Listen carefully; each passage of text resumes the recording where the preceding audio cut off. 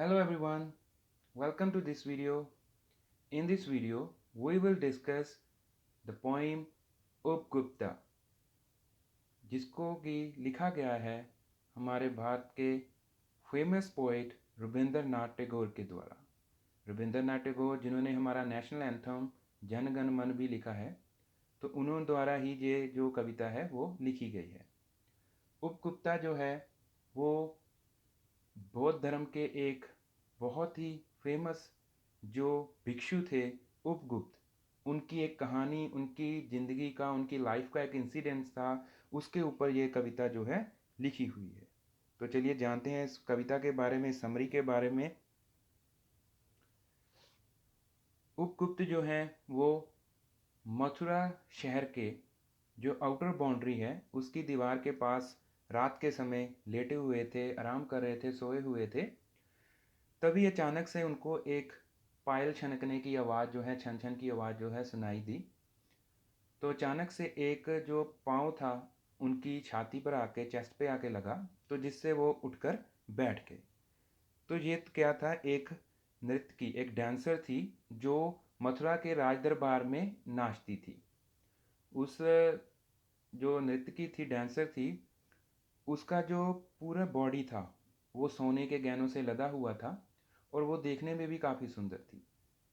तो जब उसने उपगुप्त को देखा तो उसने पहले उनसे जो है सॉरी फील किया, क्षमा मांगी।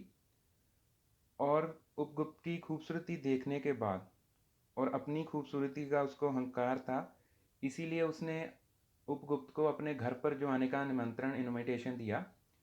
लेकिन उपगुप्त ने उसके घर पे जाने के लिए मना कर दिया और उनसे कहा कि ये देवी, जब भी सही समय आएगा तब मैं तुम्हारे पास आऊँगा, अभी जो है वो सही समय नहीं है। तो ऐसे ही कुछ टाइम निकल गया, कुछ समय निकल गया।